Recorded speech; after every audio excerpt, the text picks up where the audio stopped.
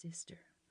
Sherry's husband had died just over 3 years earlier, but she had housemates, a temporary arrangement that had become permanent. Because she didn't have a deadline to be home, she'd been able to stay and support me through my mom's death and through the myriad of funeral arrangements. Always calm and steady, always ready to advise me without being the least bit pushy, always ready to share stories of herself and Mom as girls and young women. I'd grown close to Sherry Mae during those weeks, and I was grateful for the chance to relate to her as an adult.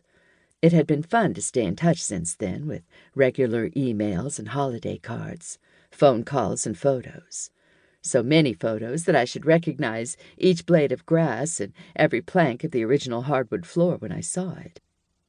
Surprisingly, Barbara had given me time to be with my mom those precious days before she died, and time to take care of the services. After that, I'd used my weekends to wrap up her estate. Now, however, livid as Barbara was about my sordid involvement with the police, she wouldn't give me emergency leave. She had demanded that I finish out the week to complete our latest art installation, work overtime, in fact. 4 days of Shoar's deadline shot, and Barbara had given me just until the middle of next week to return. Which is why I'd packed a small suitcase on Thursday night, finished every task Barbara dreamed up until we closed on Friday, and then finally hopped into the no-frills white Camry I'd inherited from my mom. Purse, check. Directions to Sherry's, check. Sunglasses, on. I was ready to fight the weekend traffic leaving downtown Houston. At least the April weather was on my side. Not too hot, not too cold, not storming. I had daylight saving time in my favor, too, though I saw more buildings than roadside bluebonnets on the way out of town.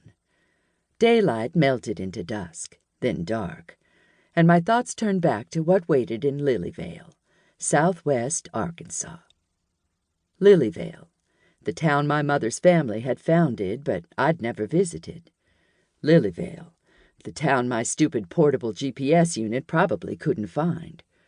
Lilyvale, the place I didn't want to be, or at least not now. Not when I was so close to earning a promotion at the gallery. Okay, so I was only next in line to the assistant director's assistant. Still, I made the gallery my life since owner Felina Gates had hired me. I'd busted my butt to earn double majors in fine art and art history, a minor in marketing, and a master's in art history. I excelled at my job, and I'd paid my dues. And now that Barbara was supposed to retire, I deserved the promotion. I deserved a massage, too.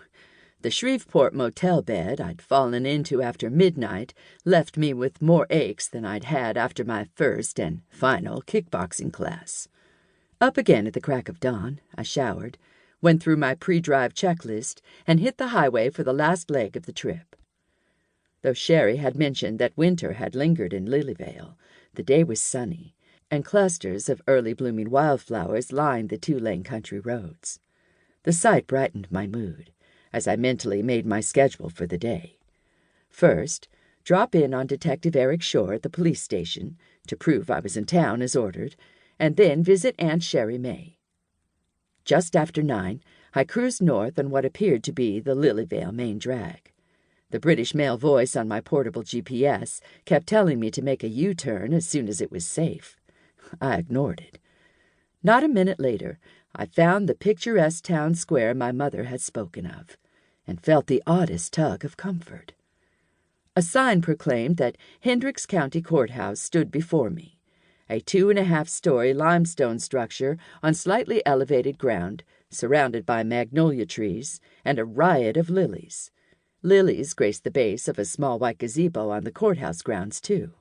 Businesses lined each side of the square, and yet more lilies, tulips, and even daisies bloomed in large cement planters outside the shops. Spring had not merely sprung here. Spring had reared up and slapped the soil into giving up riots of color. As I looked for the police station, I circled the entire square and noticed how it was laid out. An inner circle ran closer to the courthouse and served through traffic.